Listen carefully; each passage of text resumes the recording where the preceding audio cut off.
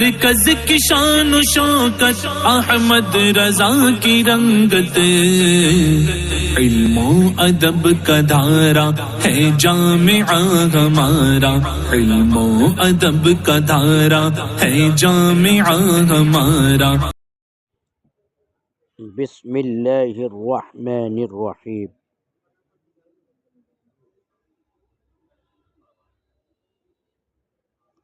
فَإِنْ قَالَ قَائِلٌ، یہاں سے ایک اعتراض ہے، اور یہ سوال ان کے قول ومن قولی جبریل پر وارد ہوتا ہے۔ سوال کی تقریر یہ ہے کہ آپ جس کپڑے میں تصویر ہے اس کپڑے کے استعمال کے مباح ہونے کو اس پر کیوں محمول کرتے ہو کہ جبکہ وہ بچھونے میں ہو اور قدموں سے روندی جاتے ہو، تو اباحت کو خاص کیوں کرتے ہو اس کپڑے کے ساتھ کہ جس کو بچھایا جاتا ہو اور روندا جاتا ہو؟ تو اس کے ساتھ تخصیص کیوں کر ہو سکتی ہے؟ کیسے آپ تخصیص کرتے ہو جبکہ نبی کریم صلی اللہ تعالی علیہ وآلہ وسلم سے یہ منقول ہے، روایت ہے کہ آپ نے ارشاد فرمایا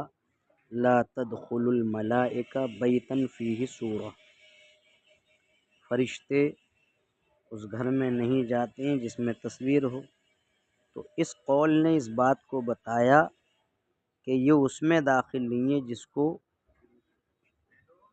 سنا، اور جس کو سنا اس کو بھی نبی کریم صلی اللہ تعالی علیہ وسلم کے ارشاد سے خاص کیا گیا ہے ابو طلحہ والی حدیث میں، الا ما کان رقبا فی ثوب۔ تو یہ سوال ہے، جواب کی تقریر یہ ہے کہ بیت ابی طلحہ میں حضرت ابو طلحہ کے گھر جو پردہ تھا، اس پردے میں جو معاملہ تھا وہ آپ کا اپنا فعل تھا، لیکن یہ بھی احتمال ہے کہ انہوں نے یہ سمجھ لیا ہو کہ وہ کپڑا جس کو نبی کریم صلی اللہ تعالی علیہ وسلم کے ارشاد الا ما کان رقبا فی ثوب کے اندر مستثنیٰ کیا گیا ہے، یہ وہ پردہ ہو جس میں تصاویر ہیں، اور جس میں تصاویر ہوتی ہیں، اور یہ بھی احتمال ہے کہ اس کے سوا بھی ہو۔ تو اب یہ معاملہ دو امروں کے درمیان دائر ہو گیا۔ تو اب جب ایسا ہے تو ہم نے حدیث مجاہد کی طرف رجوع کیا جو حضرت ابو ہریرہ سے منقول ہے، روایت کی گئی ہے۔ اس میں یہ صراحت ہے کہ وہ پردہ جس میں تصاویر ہیں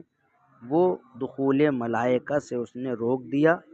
کیونکہ جبریل علیہ السلام نے نبی کریم صلی اللہ علیہ وسلم سے کہا تھا کیف ادخل وفی بیتک ستر فیہ تماثیل خیل و رجال، میں کیسے آؤں جبکہ آپ کے گھر میں ایک ایسا پردہ ہے جس میں گھوڑوں اور جس پر مردوں کی تصویر ہیں، تو یا تو ان کے سروں کو کاٹ دیا جائے یا ان کو بچھونا بنا لیا جائے۔ لہٰذا ہم نے اس سے یہ جان لیا کہ جس کپڑے کا نبی کریم نے اپنے ارشاد الا ما کان رقبا فی ثوب سے استثناء کیا ہے، یہ وہ کپڑا ہے جو بچھایا جاتا ہے اور جس کو روندا جاتا ہے،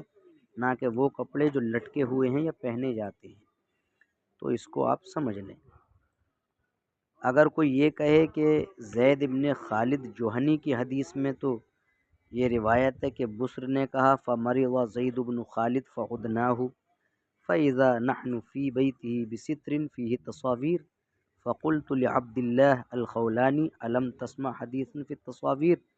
قال إنه قد قال إلا رقما في ثوب۔ تو اب اس کا جواب بھی یہی ہے جو ابھی جواب ذکر کیا گیا۔ تو اس کا خلاصہ یہ دیکھیے، فَإِنْ قَالَ قَائِلٌ، اگر کوئی کہنے والا کہے حضرت ابو طلحہ کی حدیث میں یہ ہے کہ انہو کان فی بیتہ ستر فیہ تصاویر، کہ ان کے گھر میں ایک ایسا پردہ تھا کہ جس میں تصویریں تھیں، اور وہ اس میں داخل نہیں ہے جو انہوں نے نبی کریم صلی اللہ علیہ وسلم سے سنا، کہ فرشتے اس گھر میں نہیں جاتے جس میں تصویر ہوتی ہے، کیونکہ نبی کریم صلی اللہ علیہ وسلم کو فرماتے ہوئے سنا الا ما کان رقما فی ثوب، قیل لہ، اس قائل سے کہا جائے گا جو پردہ آپ نے ذکر کیا، انما ہوا فعل ابی طلحہ، وہ حضرت ابو طلحہ کا فعل ہے، اور احتمال یہ بھی ہے کہ وہ نبی کریم صلی اللہ علیہ وسلم یعنی لم یقفہ علی ان ذلک الثوب المستثنى هو الستر، سمجھنے کہ نہیں، کہ یہ بھی ہو سکتا ہے کہ نبی کریم صلی اللہ علیہ وسلم نے وہ کپڑا جس کا استثناء کیا گیا ہے وہ پردہ ہے، تو لم یقف ہو، یعنی اس پر واقفیت نہ ہو، نہ کی ہو، کسی کو واقفیت نہ دلائی ہو، اطلاع نہ دلائی ہو۔ اور یہ بھی احتمال ہے کہ وہ پردہ بھی مستثنیٰ ہو، پردہ بھی اس میں ہو کہ جس کا استثناء کیا گیا ہو۔ تو جب جو ہم نے ذکر کیا اس میں یہ احتمال ہو گیا، اور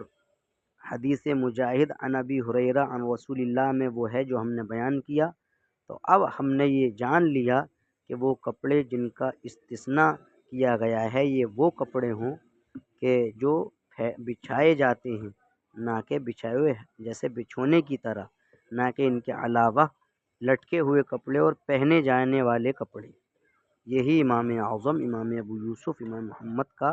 فرمان عالی شان ہے رحمہ اللہ۔ تو یہ سوال تھا اور ایک جواب، باب یہاں پورا ہوا۔ اب کل سے یا ہفتے سے انشاءاللہ نیا باب شروع ہوگا۔ سمجھ میں آئی بات؟ یہیں تک آپ ذہن نشین